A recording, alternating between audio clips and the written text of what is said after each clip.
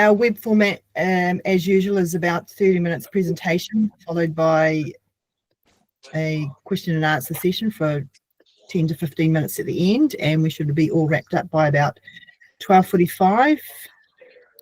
Oh, thank you, Chris. Excited for the session. And we are recording this video and it will be available afterwards. We will email it out to you near the end of the week. And so today's presenters are Paul Armstrong and Chris Herbert, and they are talking to you about how to sell to enterprises. They're going to walk you through the why you might or might not want to sell to enterprises, the opportunities, risks, and honest considerations. And I'm still admitting people, welcome. And how enterprises sales really works, from buying groups and procurement to the hidden traps of free consulting and indecision. And the what to do to succeed, frameworks, commercial insights, and strategies to build long-term relationships and land meaningful deals.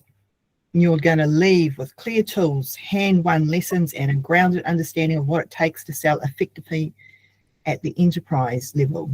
So I'll pass it over to you, Paul and Chris. Thank you very much. Thank you very much, Natalie.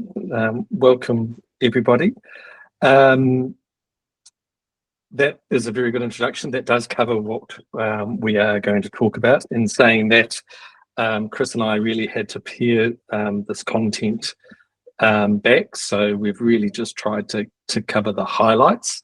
There's a lot that can be said on this subject, and so if there are questions at the end about things we didn't cover, that wouldn't surprise me at all. So please do save up any questions about anything that you may also need to know that we may not cover. So who are we? Just so you've got a little bit of point of reference about who's talking to you and why, what these people, Paul, myself, Chris, know on the subject. My particular background is I've been in the IT industry for nearly 40 years now. I've held a lot of different roles. The roles that are probably most relevant to what I'm talking to today is Head of Commercial Insight Messaging, Head of Sales, and responsibilities around sales and marketing, and a lot of consultancy, head of practice experience where you're both delivering and selling at the same time. I'm in Wellington and Chris is in Auckland. Chris, can you introduce yourself? Yes, I can. Hey, thanks, Paul. Hello, everyone. My name is Chris Herbert, and I came from an organization called CEB. I worked there for about 15 years in London, and they were all about how to improve corporate performance for enterprise clients. So this is something kind of near and dear to me. I worked in their service and sales practice, advising those clients. Moved to New Zealand with my family in 2020, and I've had a few roles here. But yeah, excited to be talking about this topic. If you're familiar with some of the work around Sales Challenger, that was coming from CEB, the company I used to work for, and we'll hopefully talk about some of those topics today. So I'm excited for the session. As I said, just ask us any questions as they arise, and we can answer them in a moment or try to answer them at the end as well. Fantastic. So if you noticed on the first slide, maybe you didn't, this is from a series that we call the Don't Panic series. So this is, for people that perhaps feel overwhelmed with a particular topic, and we do various different topics to help people, solving problems without losing your head or your client. So there's a number of different Don't Panic sessions that we have. With selling to enterprises, what I guess I really want to get across, and the subtitle for this session is "Do or Do Not, There Is No Try." And yes, I am channeling Yoda, and I hope this becomes clear. It's not for the faint-hearted. There is an investment here, and so today is as much about learning if you really, really want to sell to enterprise as much as it's do or do not. There is no try. As was already introduced, we'll cover the why and the how and the what. So 3 sections. Chris is the meat and the sandwich, and he will help out as we go through this. Okay, so why to sell to enterprises? Well, first, what is an enterprise? If you look this up at the Department of Statistics, New Zealand classifies organisations according to their size, and they actually don't have a classification for enterprise.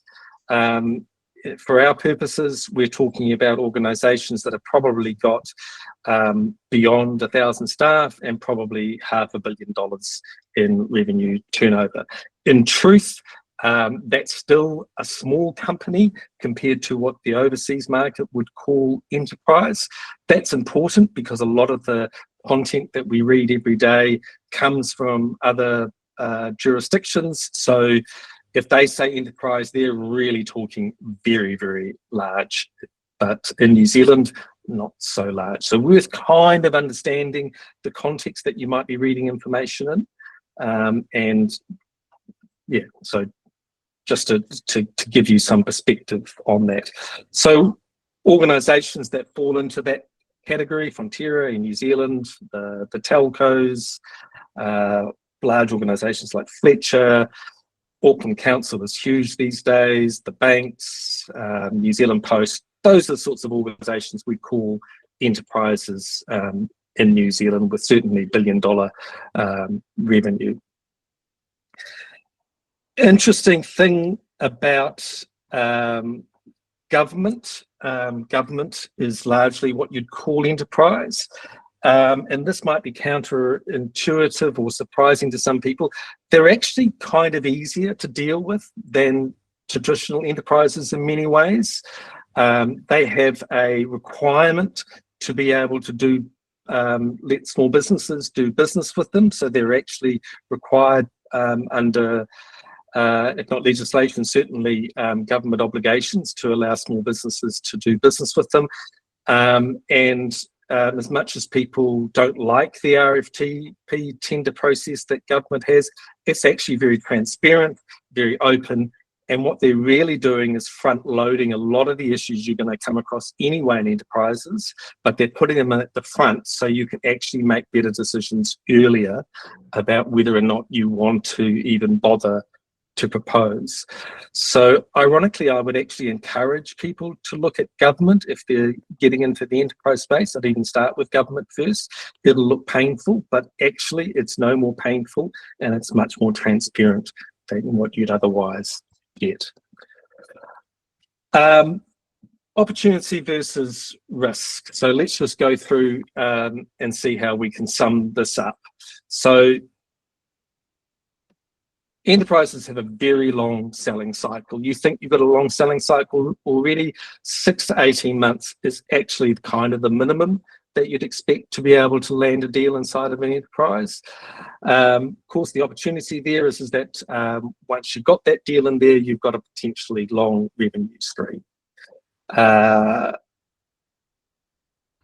While you're investing in an enterprise, you're losing out on investing in other things. So you've really got to decide whether it's worth your while.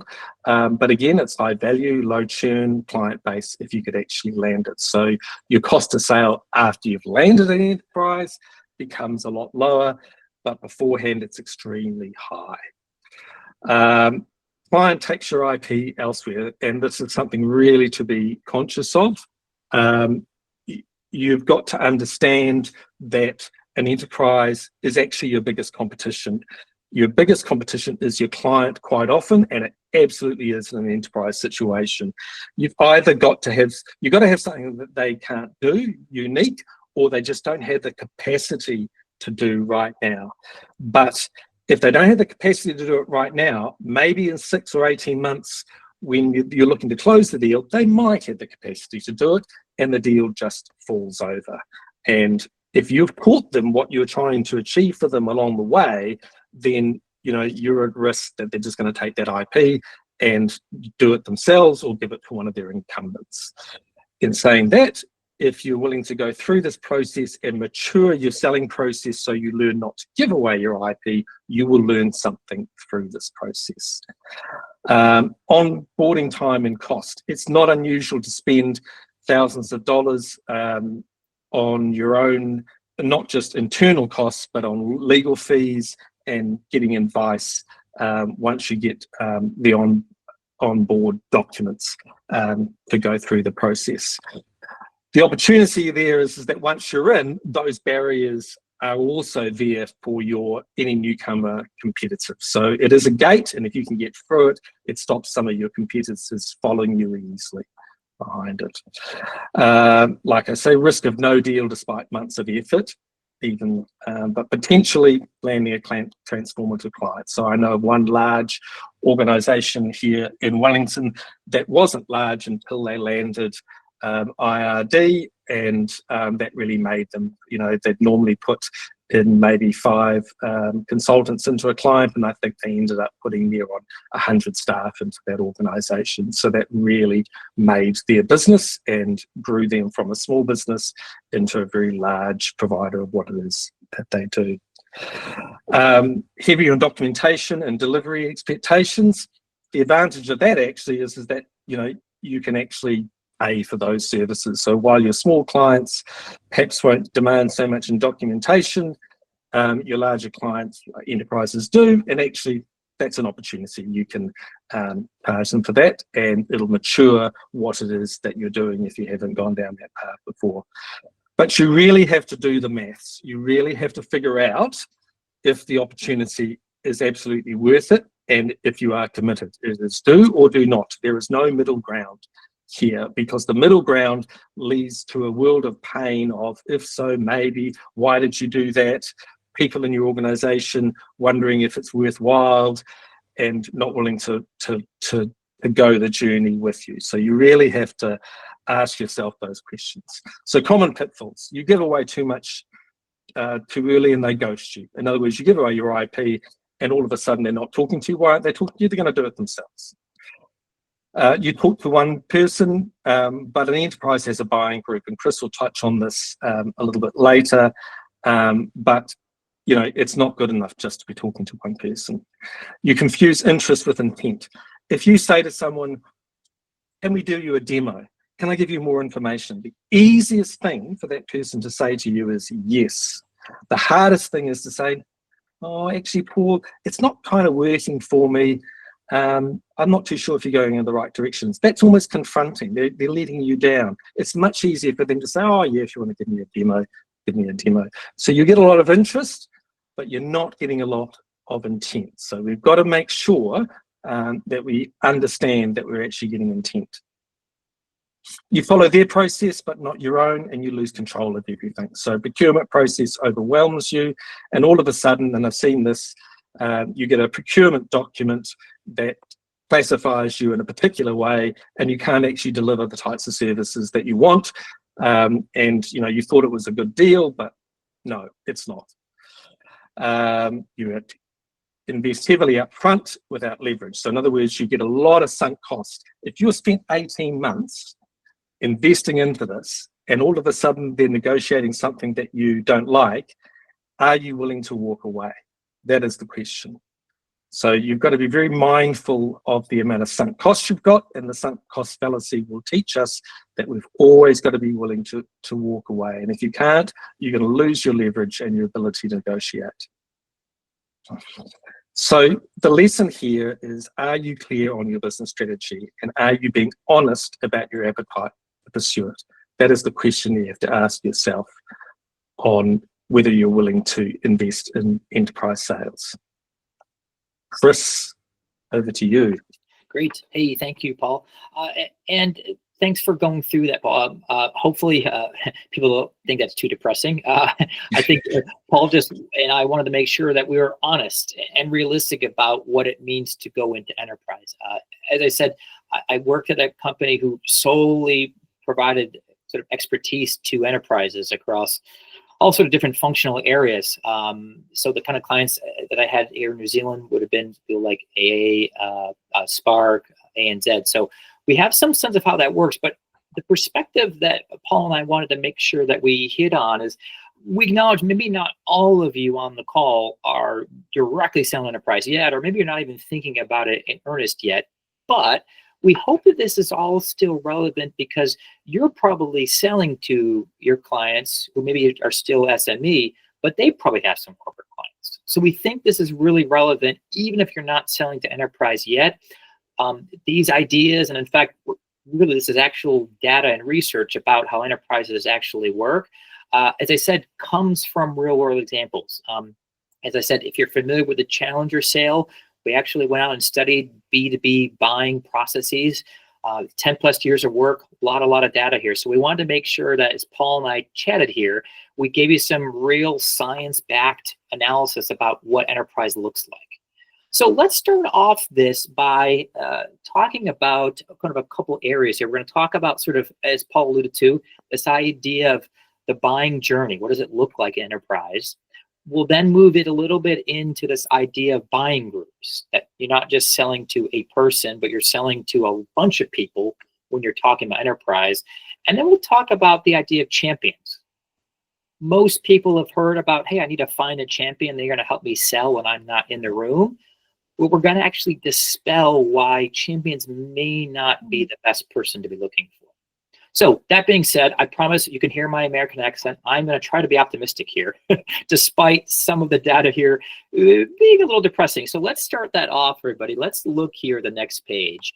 And I affectionately call this the spaghetti monster. Now, I say that not because my kids will throw around spaghetti and it makes my living room look like a bloody mess, or my lounge, I should say. But this spaghetti monster is what happens in a typical B2B selling process. Like, what are the actual procurement realities? Well, what you see on the page here is kind of just a simplified version of what you go through in any kind of a business development aspect. So you start on the left, identify a problem, we explore solutions, requirements are built, we choose a supplier, maybe it's us, maybe it's some other consultant, and then they actually make the decision. Fairly straightforward. Now that's what it looks like on paper, but here's the spaghetti monster. Here's what happens when you go into enterprise. It starts to look like this. Whoa, there's a lot going on here. As I said, this was one of those little visuals that we had when I was working at CEB that I think just paints the picture for, yeah, it can be tough enterprise. I mean, Paul mentioned some of the steps you'd have to go through. Well, this is all of them. And this isn't even maybe all the things. I mean, you're going to go forward one step, two steps back. You could revisit a number of these steps multiple times, but it's a real pain. So as you think about this, as Paul said, just be honest with yourself about what's going on. But this is what it looks like in enterprise. Okay, so like, okay, Chris, that's kind of depressing. Can you give me some optimism? I will, but let me go a little deeper. Because not only is this what you're looking at, but when it comes to this idea of buying groups, as we said, Paul said, you're not just selling to an individual, but you're selling to a group. We did this kind of analysis back in my CEB days around, well, what happens to the size of the buying group and how does that impact the likelihood of someone to buy? So if you look there on the left-hand side, we have the purchase likelihood on the vertical, and we have the size of the buying team. So, hey, am I selling to 2 or 3 stakeholders, or do I actually sell to a much larger team, for example? Well, here's what starts to happen. What you see is that likelihood to purchase suddenly drops. So the way to read that, if you look at that line, is, well, if you only have one person in your buying team, you're selling to enterprise, there's only one person, really only one person, which never happens. But if it did happen, your average success of them buying is 81%. Hey, that's cool, but guess what? If you go down to there being even, say, 5 to 6, you're suddenly at 50% or even less than 50% likelihood of a customer buying group going with you. Okay, so that's what it looks like. But guess what? That original graph was from 2014, when the average buying group was only 5.4. But what happens if we go to 2018? What do you think's happened? That number went up to almost 7. That's still not to present. So we're still not even to where we are now post-COVID. Let's keep going here. What happened in 2020?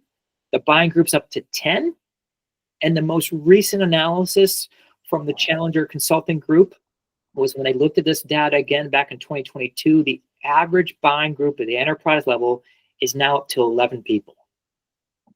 So that maybe is your decision maker. It's someone from HR, it's someone from finance, and maybe someone from you turn over a rock and someone's going to have an opinion about your potential consulting product you're trying to sell to them. Again, I'm not saying it's the right way to do it, but this is the reality of enterprise. There's a lot more consensus buying. We have to overcome all these different people. So, okay, finally, Chris, you're going to give me some optimism though, right? Well, I will, because I am optimistic. I'm an American. I see the glass half full, but let me go one more, which is to say, if that's the buying group, here's what's also changed is the way a buying group thinks about how they buy stuff, like the way the steps they go through have also changed. Let's see that here on the next page. When you actually look at and analyze and research, and this is both from surveys and interviews of a typical B2B enterprise buying group, what you find is that they spend a bunch of time doing stuff without you, which makes sense, right? So look at the sort of chart here. 27% of the time, they're doing their own research. They are learning about potential offerings or solutions without you. Number second one there, 22% of the time, they're meeting with other people in the buying group, internal meetings, if you will. You can see them doing research, 18%, and 16%, they're spending time doing other stuff. Okay, got it, that makes sense, Chris, but what does that mean for me? Well, what it means for you is that if you are trying to sell to them, guess what? They're only spending 17% talking with suppliers, i.e. potentially people who can come in to help me do the work I need help doing with. 17% of a typical buying group is spent with, quote unquote, the salespeople or ourselves in this situation. What's worse is that 17% is the amount of time they're talking to anybody, any seller, any vendor, any consultant who may be able to help them. But if they're comparing, if the buyer in the enterprise is comparing multiple suppliers, that means they're only spending time with you, that salesperson or that consultant or whoever you are as a vendor, 5 to 6% of their total time. You do not have much time to make an impact on these people. Oof, okay, now Chris, please get me out of this hole. Like, what do I do then? Like, okay, you're telling me this, it's a huge chaos, there's spaghetti monster. You're telling me there's more people I gotta sell to, but you're telling me I got less time to do it. Well, here's the salvation. Again, this is research backed. This is what do we see the best, quote unquote, salespeople or people selling enterprise doing differently? Well, here's what they do differently, is they look for people who can help them sell when they're not in the room themselves. And this is the idea of, as we see here from the title, and Paul alluded to this, yes, champions, but we're actually going to argue mobilizers. So what we looked at was which types of buyer stakeholders or people you can influence to sell on your behalf are actually going to be able to help you drive organizational change. Not just they're good cheerleaders, but do they have the ability to go inside the enterprise and get people to take action and to choose you over someone else? So that's what we see in this graph here. We have people who are highly likely to drive organizational change, and then we have people who are highly unlikely. Okay, now we didn't look for these types. This is just what happens when you analyze these and do some fancy cluster analysis, which basically says what types of characteristics group together. Here's what happens. We find that there's 3 types, and we call these things like the go-getter. And really the go-getter is basically someone who, if you think about them in the organization, they drive change, they want to champion ideas and generate business results. The teacher, hey, they can paint a picture that builds momentum for new ideas. And the skeptic kind of does what it says in the tin. Hey, they carefully examine details and they push back. And they push back in little bite-sized increments. But those 3 types, as you can see there, they can actually drive change. They're actually able to get people to do things differently for you, as opposed to what we would call the champions. Those people can't really do a whole lot for you. The guy, they share information but lack influence.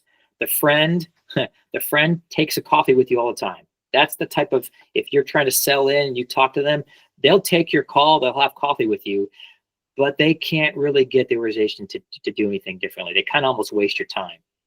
And the climber, yeah, they're kind of seen as just they're doing it for themselves. So those people don't really help you, but here's what's even worse is you've got your blockers. You have your blockers who actually, if you encounter them in a buying group, they're just going to push you down no matter what. They don't want you to succeed. So as you see this, let's drill down into, okay, so if the mobilizers can actually help me do this better than a champion, what's a mobilizer? Well, here's what it says on the left-hand side. They know their organizations. They know how to build consensus. They know how to use frameworks for change. When they receive pushback, they'll actually fight for you, which is good. They're not going to roll over. And they're vendor neutral. They're curious, and sometimes they're even skeptical. You want to find your mobilizers, as opposed to those champions who, they're easy to find a champion. You can engage them with one email or one call. But as we said, because they like to share information, but on their own terms, and they'll take meetings on their own terms, they will understand your solution. But at the end of the day, they can't drive organizational change. And you need someone to think differently about how your particular unique service offering as an independent consultant can actually help them.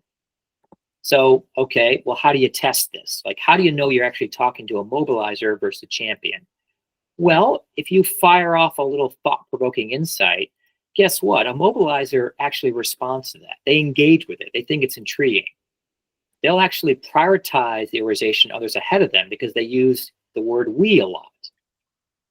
And if you ask them to do something simple, they'll do it. Like if you give them a quid pro quo task, you don't give them a task for no reason, but you give them a task to do, they'll act upon it for you. Look at the champions, though. They prioritize themselves, the organization, over the organization. They use the word I a lot. They do share useful information, but only when it suits them. Yeah, and if you get no response, you have a blocker. So, pause for a second. This isn't a question you have to answer now, but be thinking to yourself, if you've ever, even if you're not going into enterprise, but just with your own, even as an SME or any kind of clients, be thinking about, was I talking to a mobilizer or was I talking to a champion? You really want to try to find those mobilizers if at all possible. Yeah. So to wrap this up, everybody, before, there we go. I did get to the last slide. Perfect. Let me turn over to Paul. Fantastic. I was really enjoying that. If it's not clear that the mobilizer is the antidote to the buying group. So I worked in an organization that tried to implement Challenger sales back in 2010, which is where the mobilizer idea comes from. And back then the wisdom was you needed to understand everyone in your buying group and you needed to engage all of them. And then CEB matured on that and they said, actually, that is the worst thing to do, because what you're doing, for a start, it's incredibly hard. And the other thing is that you can undermine your own message by going around and delivering different information in the wrong way. If you can find the mobilizer, they will teach correctly to the audience for you. They know how to do that. So they are the antidote to understanding a big buying group. You still want to understand your buying group, and you still probably want to get around them if you can, but the truth is that the mobilizer is the antidote to scale. So you don't have to find all of them in the buying group. Hey, Chris? Yep, you got it. Yep, that's it. Yeah. So just move on to, so we wanted to leave you with some practical things for today. I'm conscious of the time a little bit, so what to do to succeed. There's a tremendous number of things that you could do, but we tried to narrow it down to some key takeaways that actually could get you started tomorrow. And by the way, a lot of what we're talking about is absolutely relevant to enterprises, but it's relevant to any business, any opportunity that you've got that has some mild complexity that you can't hold in your head and that you need to communicate to other people. So we'll go through a framework that explains how to get that complexity out on paper and share it with other people. And then we'll go through quite a complex methodology, or at least introduce you to it and build on a few key points that Chris has already alluded to. And then you can take away and start studying that. But there is absolutely some things that you can put in to active place right now. So there is if you Google this. This is not a Chris and Paul Goldilocks zone invention. This is something that you'll find on the internet. It's called the MEDDIC Sales Framework. If you're familiar with BANT, this is an expansion on that. So it's a very simple framework of the types of information that you want to be collecting around your enterprise. It's not all up front before you try and talk to them.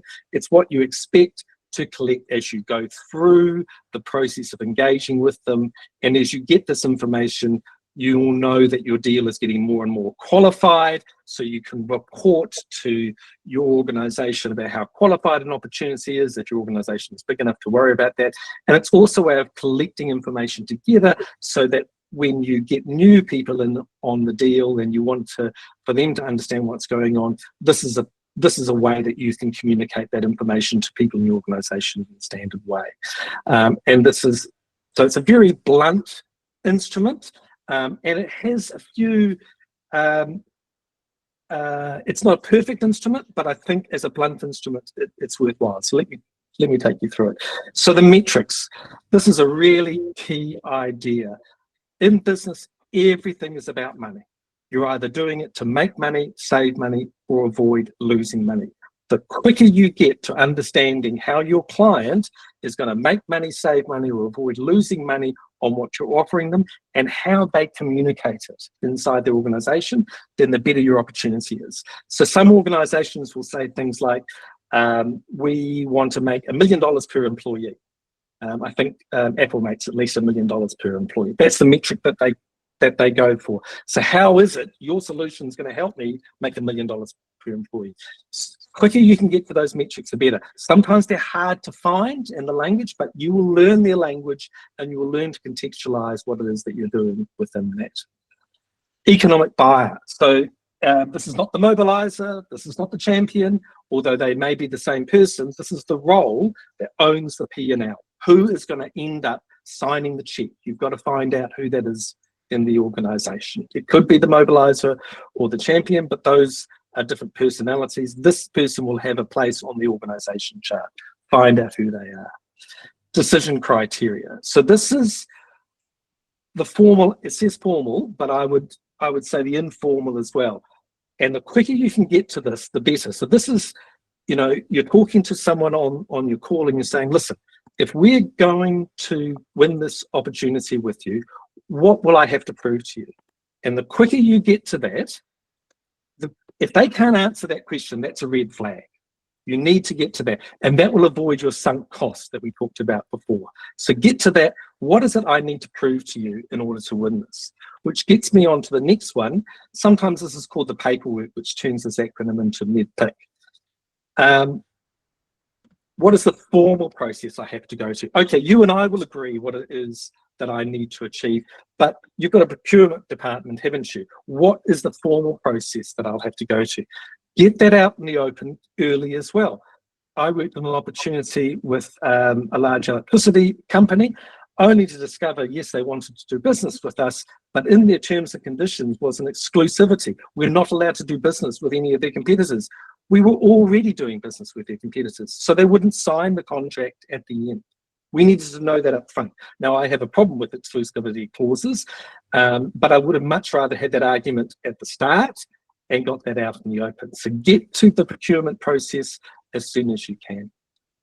Identify pain. So that is, you are an antidote to a problem. We'll get onto this a little bit more later as well. But you must be solving a problem, and it's best that you frame it in terms of solving a problem as well. So what problem are we solving? And this framework talks about champions. As Chris has alluded to, we think there's more to it than champions. We think it's mobilizers, but I can't change this framework. It's out there on the internet and it's not a bad framework, but you need more than just champions. You need mobilizers as well. So MEDDIC framework or MEDDIC framework, pretty good, really good place to start if you don't have a framework, and there is a way to build on it. So I want to talk to you about how to build on top of this as well. So I kneel at the altar of Challenger Sales. This is where Chris came from. This is why Chris and I met. I've been working in the Challenger Sales environment now for 15 years. They brought out an earlier book. This is their current book. It's absolutely worth picking up and reading. This is where the mobilizers and all the other things that Chris has already spoken to you about comes from. So yeah, it teaches us about buying groups. It teaches us about the different personas, including the mobilizers. It teaches us, and we'll get onto this in the next few slides, that as a salesperson, you are actually the product until you are sold. And I'll talk about that next. It teaches us about commercial insights, not thought leadership. Thought leadership was what happened at the early turn of the century. We're now into a commercial insight era. It teaches us about the importance of framing. We can do a whole session on framing. Absolutely fascinating topic and really, really important. And it teaches us about being a challenger. So Chris, excuse me while I take a drink. Chris has already talked to us about buying groups and mobilizers. I want to talk to you about the seller being the product. So this is some really seminal research that CEB did about what drives customer loyalty, and also that loyalty, they use loyalty here, but it's also about selling to a new client as much as an existing client. Same applies here. So the really interesting thing is that your brand, your company's brand is important to about 19% of the deal. So if they know your brand and recognize that that contributes to the loyalty and you closing a deal.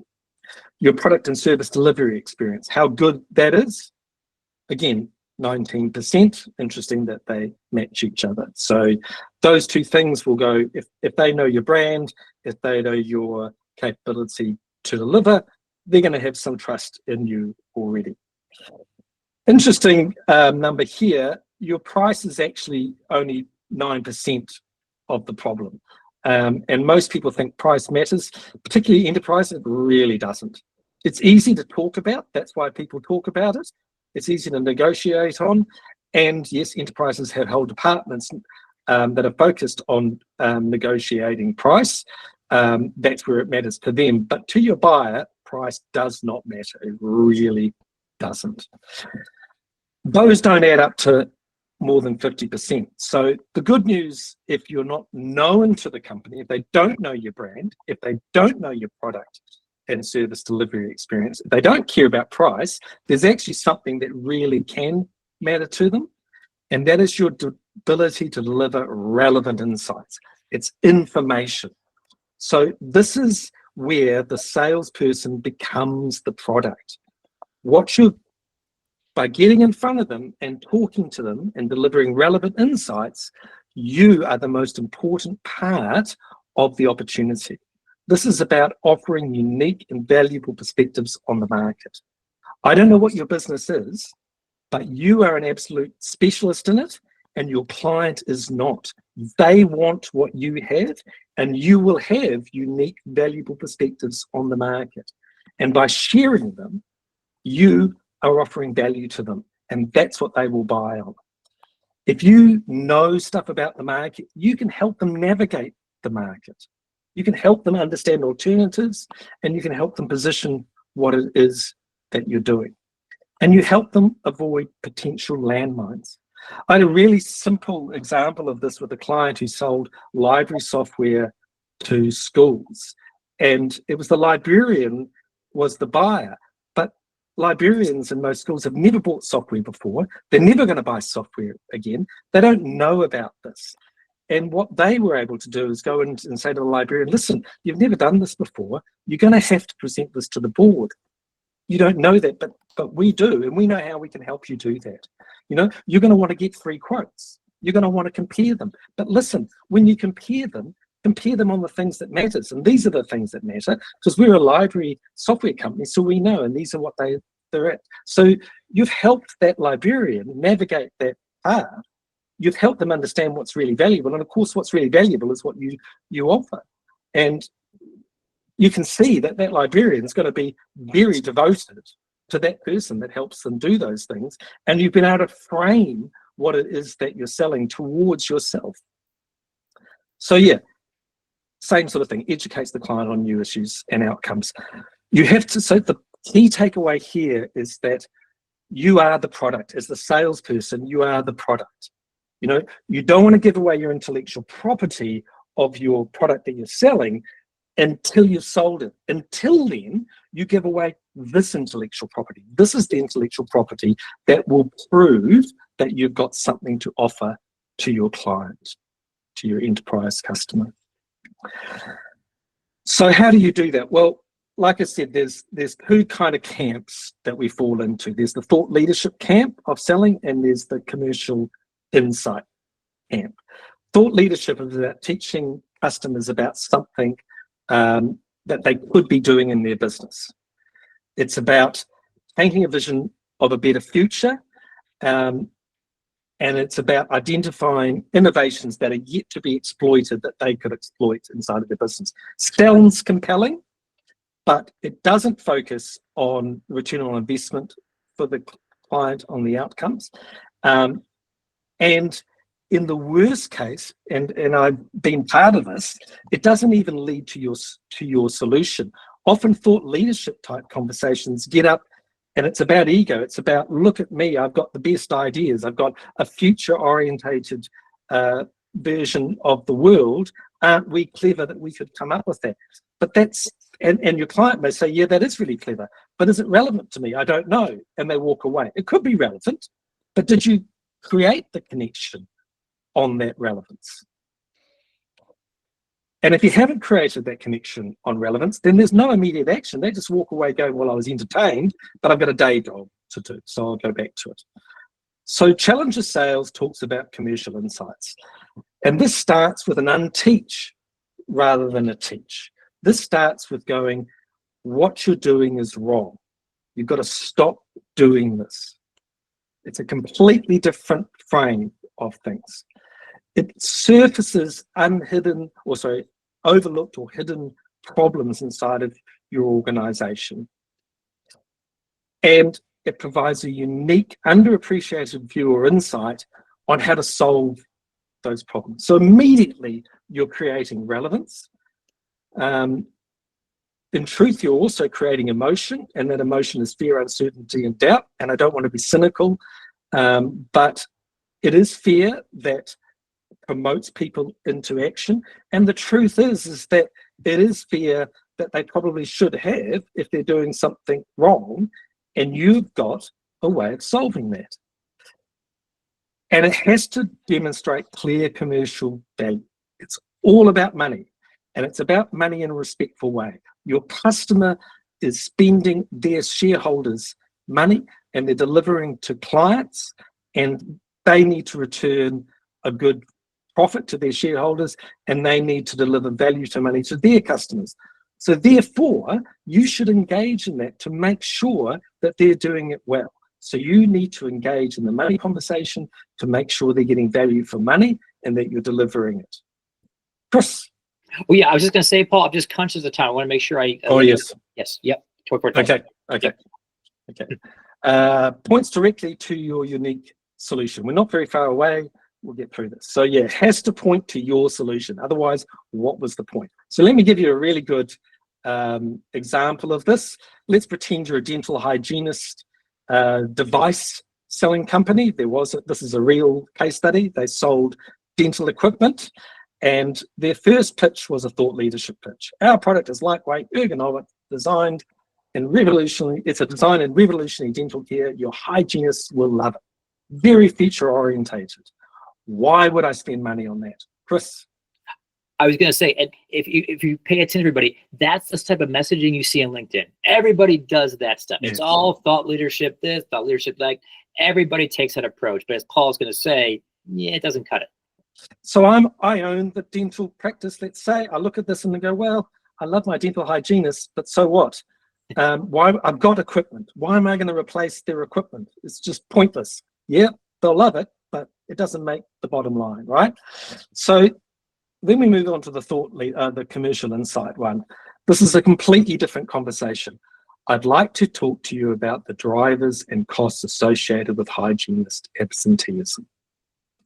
Turns out that this company made really light, ergonomic dental hygiene equipment without cords. It meant that hygienists who were getting, overuse syndrome, carpal tunnel problems, and taking time off with their equipment wouldn't get those problems. It's often the case. You build something fantastic because you know it will be really good for the industry, but you don't communicate it that way. You communicate it as a forward future visionary thing, when really what people are trying to do is solve problems, and it does solve a problem. So you need to communicate it as solving a problem and in a commercial sense. I will stop or prevent hygienists taking time off so you can make more money from them. I will prevent your hygienist from retiring early so you don't have to train someone. Your hygienist will also be happier and do more work for you. Isn't that a good thing? It's a completely different frame, same product, different frame, which is what this is about. It's about framing. Don't sell your solution, sell the way you see the problem. Lead with an insight, not your capability, right? So don't talk about features and benefits. You lead with these insights about, do you want to save money in your organizations? Make your idea the antidote to those problems. This is really important in framing. We could write a book about this, plenty of books. Be consistent in your language, use appropriate metaphors, own your frame. Do not use your competitor's frame. The worst thing you can do is walk in and say, we're just like your competitor, but not, we're like this. As soon as you've done that, all they're doing is thinking about your competitor. You've lost them. And that is a lesson everywhere. Use the language that communicates your frame. Use the metaphors and the terms that are important to you, and don't let your customer move you to another frame. They might use other words. Don't correct them. Just be persistent in what it is that you're talking about.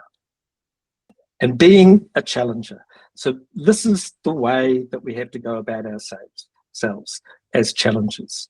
We don't just answer questions, we reshape the conversation. We're respectful. Challenger isn't about being arrogant or a dickhead, as my friend Dave Knight says to me. It's about being respectful. But the point here is you are their equal. You are not their subservient to them, nor ahead of them. You are their equal, and you are an expert in what you are talking about, and they want to learn from you. Yeah, be your equal. So lead with an insight. Don't wait to be invited to the table. Don't wait to be asked. Say to them. And if you're dealing with someone that's a bit further down the food chain, ask to be talking to the person that you can deliver the commercial insights to. Oops, I've frozen. So in truth, and I know this from lots of experience, most organizations do not know how to challenge their customer. As Chris said, if you look on LinkedIn, you can just see example of this. They're unaware of your commercial unique selling point, and you cannot frame or articulate the message correctly. This is really hard. I hope I've given you some insight into that and a way to get started. However, if you do want some help, absolutely, Chris and I are available to help on these things. You can't help blame me for saying that that's what we're experts in, and we're here to help you. You can try it yourself, but this is something that we are absolute experts in. And if you do email us, if you want something, please email us. I've got this one takeaway which takes the MEDDIC framework and aligns it to the Challenger Sales framework and shows how you can kind of start to use the two hand in hand. So if you email me at one of those addresses there, just hi@tgz.solutions, we'll get it. I'll send you that PDF back so that you can start using it yourself. So what did we talk about? We talked about why to sell to enterprises, do or do not. That's the key point there. The other thing about how enterprises works, well, it's a buying group and it's a mobilizer you really want to find. And we finally ended up talking about the MEDDIC framework and how Challenger Sales can help. So a few minutes over, sorry about that. Is there anything you learned or surprised you? Would love to hear that. Is there anything you do differently? Is there anything you'd like to share with the team? Thank you. Well, thank you. That was brilliant. And I liked how you had examples in there. Does anybody have any questions? could ask Chris tricky questions about Trump. Yeah, no, I won't go there. I won't go there. There will. That is a challenging question, but I'm not going to do that. Yeah. Yes, Mark. Yeah, look, I'd say I guess I got a good question about yeah, we have a lot of relationships where it starts at operations level and you do a couple of projects, but you're obviously aware that you kind of want to move up into that more strategic and executive conversation, especially if it's well, it might be, you know, you mentioned Auckland University, you know, universities, you know, there's departments and then there's, you know, it's bubbles up. So what are your sort of thoughts about how to sort of frame that request to kind of get in the right space? Yeah, so really, we had a slide on that. Actually, we took it out because we decided we didn't have time. That is really, really typical, right? Because you're probably delivering something that's very operationally focused, and that's how you got your opportunity, and you need to move up the stack. You've got to be really respectful for the person, I'm sure, that's brought you in, and you've got to start helping them frame what they're doing up the stack. Now, I work in a technical world around IT, and my experience was that most of the technical people couldn't explain how they would add value to their organization money-wise. So I did exactly what I say in here, deliver them insights. You know, did you know, for instance, that by improving customer experience, you know, perhaps through a better user interface or productivity tools, that could make money or save money for the organization. We can frame these things in terms of money, and I could show them some tools on how to do that to talk to their boss about those things. And that was like, oh, that's really helpful. I could use that across all of the initiatives I'm doing. Thank you. Oh, good. Can I talk to your boss? Can you and I get in a call with your boss together so I can help now frame this with you on that? Yes, you know, and bring them along on the journey. They're possibly your mobilizer at the moment as well. So don't discard them. You know, they're making things happen. Bring them along on the journey, and then maybe find your next mobilizer up the next year. But it's a really typical problem. Does that help? Great, yeah, thanks. Great answer.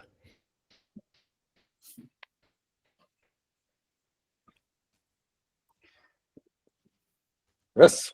Yeah. Hey. Yeah, I joined halfway through. Sorry, but I was interested on the thought leadership. I guess thought leadership might not be a good sort of sales strategy, but I guess it could be a good marketing strategy in the sense you see organizations who are just positioning themselves as thought leaders, but that's not a direct sort of approach to a company. You have any thoughts, agree, disagree on? I think you've hit the nail on the head. If you're big enough to invest in thought leadership as part of your organization, more power to you. It will improve your brand recognition. It won't close individual deals, but it's a brand investment, right? I worked for a company that was way ahead of the curve on cloud computing, and we did a lot of thought leadership on that and improved our brand. Cloud computing suddenly dropped in terms of government was finally ready to do it. All of our clients went to their incumbent IT vendors and did cloud computing with them, not us. Were we the cloud people? Absolutely. Did they want to do business with us? No, didn't help. You know, we just spent all of our time educating the market. Absolutely helped with brand recognition, and we would have got a lift out of that. So it's a brand recognition investment. Yeah, and the other thing I would add, Chris, is also that there is a thought leadership arms race out there. Back to what you see on LinkedIn, it's everybody has caught up now that thought leadership is the thing I should be doing. So actually, there's a lot of pretty high quality thought leadership out there, but that just means it's even harder to break through the noise. So it's another reason why we're like, hey, don't necessarily stop it per se, but be aware that it's maybe good for brand building, but it may not actually help you, generate leads or actually get people to say, hey, I'm going to look at you versus look at somebody else as an option. And if I was to get on a stage now, I would not do the thought leadership shtick. I do the insight, commercial insight stuff. And it narrows down what I'm saying. So it's no longer relevant to everyone in the audience, but I'm talking to my customers. And I cope with that. I mean, most of the audience will get the message and they'll be entertained. And we do what we call ballroom slides to entertain the audience, like these pictures of Ninja and stuff like that, to make sure everyone's still entertained, right? Because that's part of the deal on a presentation like that. So yeah, entertain everyone, but narrow down the message to talk to your customers, because that, as a small business, is the most important thing to you. Cool. Thank you.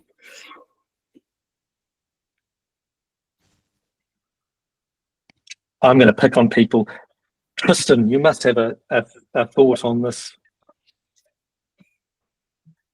You just caught me. I'm about to just take off for a 1 p.m. meeting. But no, really good. I've been through a lot of the whole thought leadership stuff before, and I think that taking it to that next stage is kind of where the people that I was working with were sort of heading to, but I don't think we ever quite got there. From our perspective of sales, I think this is really, I was looking through the pipeline this morning, and this has really made me, it's clarified some things I was starting to think, so it's been quite useful from that perspective. Certainly around that mobilizer versus the champion versus mobilizer thing really got, because a lot of, you sell to who you know is always your first step, but how do you make that next step is the key question. Yeah. And that's what I've been struggling with this morning, so it's perfect timing. Oh, fantastic. Oh, I'm really pleased. That made my day. Yeah. Seriously, I'm not kidding. And you don't do these things not to help people, so thank you. Yeah, no, I really appreciate it. Thank you, and I'll take off. Okay, thank you. And Rosalind, you've just popped up on my radar as well. What do you think? Great. I am really curious what you feel about New Zealand culture and ability to accept candor. Chris, you answer that. Oh, geez. Okay. Come on. Is the American here? Right? Yes. Rosalind, I'm picking up on a little bit, and believe me, we had all sorts of questions about even just the word challenger itself can sometimes can rub people the wrong way. So there is a lot of nuance, or there are ways to soften it, but you're right. It's like respectfully giving a different opinion. Like I hypothesis led, it's based on data, it's based on what I've heard from 10 other clients just like you, but being able to push back in a respectful way. You're right. It's not just you go in guns blazing. Nobody wants that, but you do need to earn the right to be able to push back. So depending on who it is, if it's a pure prospect never met before versus, hey, it's a client I'm going back to, that may change your approach. But you're right. You do need to earn the right to have that respectful, challenging conversation with a customer. Yes. So let me add to that. The challenger process, Bill and what Chris has said, has a way to enter this conversation so that you do in the right. They have a choreograph, a 6-step choreograph, and you can do it. I've done it so many times in the room in less than 20 minutes. You absolutely can do it. Culturally in New Zealand, you are absolutely right. We do struggle with what you might call as conflict, but it absolutely is possible. You just have to find your way into this. And to Chris's point, if it helps, don't call this challenger selling, call it insight selling. And recognize in your head that you're there to help your customer. You're there to help your customer. And if they don't understand this, you're not helping them. And it's your responsibility to help your customer. And as soon as you start framing it in your head that if I don't tell them this, I am not honoring my responsibility to help my customer. And if you go in with that mindset, you will start to naturally use the language, the behavior, and the body language that they will pick up on subliminally that sees that you are being genuine and well motivated on it. And I know this from experience. I absolutely know this from experience, but it is tricky. Wasn't it? Oh, no, I completely agree with all of that, and I really appreciate the response. I guess I often feel there's a choice to walk away, and sometimes that is the better choice because it can potentially impact integrity. So this is a really another important thing about challenger sales. I wish more people had stayed on the call for this. Challenger sales is a really good qualifying tool. You will stop doing as many deals with challenger sales that don't go anywhere, because you will get to really fast whether or not you can add value. And you may learn, by the way, that you can't add value. And then you'll have to do some soul searching, right? And then you start to realize we weren't adding value. That's why we're losing these deals. Or they don't want value, or they're just the sort of person I can't convince, move on. So it's a really good qualification process, but it qualifies and teaches you whether your product's up to it or not as well. Hey, Natalie, I think you're probably still in the background. I know, hey, you could tell Paul and I could go on forever, but I don't know if you need to dash as well, Natalie, as our host. No, I'm still here. That's all right. Okay. Ben, you've stayed on for a long time. Have you got a comment to make? No, Ben's died. Chris, is that Chris AI or is that Chris Lennon? No, it's Chris. It's a real body. Warm pulse. Excellent. Chris, any thoughts? I guess, yeah, I mean, the thought leadership stuff, we've all got our own kind of personalities, and it's sort of a little bit of a bitter blow for me, but yeah, I mean, enterprise sales, I guess that's one thing. I listened to a sales call for an organization a couple of years ago, and they were selling into banks. I mean, they just published it on the company knowledge base because, you know, why not? But they had a really tight understanding of the politics. You know, so-and-so was leaving and he thought this, and then so-and-so was like, you know, you could really tell they knew how the various levers in this bank worked. From what you're saying, is that maybe not as important as finding your, you know, your or your whatever you call that. Sorry, I've forgotten. Or is the mobilizer. Mobilizer, yeah. So I mean, overpowering, what do they say in the military? Overwhelming force wins, right? And so you I mean, PwC, I don't know if you remember that they've had some pretty bad press in Australia, and it was surfaced that they had what they called power maps, and power maps were what you're talking about. They were and there's no doubt that if you've got the facility to collect that information and leverage that information, you will become a PwC or a Deloitte or something like that. The point here is that we are small businesses. We can't do that. So what is our opportunity? What we've described here is our opportunity, but it is not for the faint-hearted. It really isn't. I work in IT.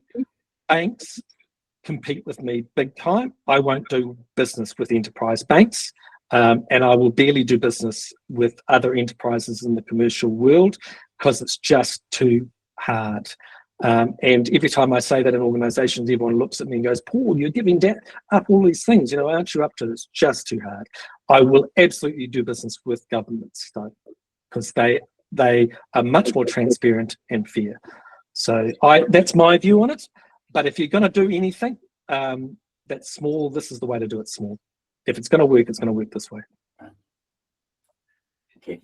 Yeah, and one thing I go off of that is that, as we hopefully alluded to, everybody, even if you're not selling an enterprise or maybe you decide not to do it, I think a lot of those scary statistics around, hey, it's buying groups are getting bigger. I think all those trends are going downstream into, you know, smaller organizations, SME, SMB, whatever you call them. So, you know, if this is happening in enterprise, it's probably going to be trickling down. If you're talking to a founder-led organization, hey, maybe it's slightly different, but we still think the idea of like more consensus buying is a trend that's only going to be increasing regardless of what type of customer, industry, or sector. So I think the only other human that's left on the call is Ben, and we tried to wake up Ben before, and I don't think he's wakeable. So I think we've finished out. Flick us an email. I've just jumped back in. I'm at home with the kids and trying to get one to sleep. And don't worry, Ben. I understand that. I know that world. Nice it's been good. From what I've been listened to when I can, it's been good. Oh, fantastic. Okay. Oh, that's my validation for today. Thank you, Ben. Drop us a line, guys, and it would just be good to get to know you. We'll send you this out. If you've got a question or anything, then we can add value really quickly. Happy to help with anything. If you had a deal right now and you were like, what do I do? Happy to give you some advice. Just give us a call. We've got a bit of free time and really just happy to talk to people, to be honest, about this stuff. Yeah, I was saying. So thanks again, Natalie, for hosting us. Like, hey, we want to give back, as much as we can to help other people, so it all lifts all boats. That's great. It was wonderful. Thank you.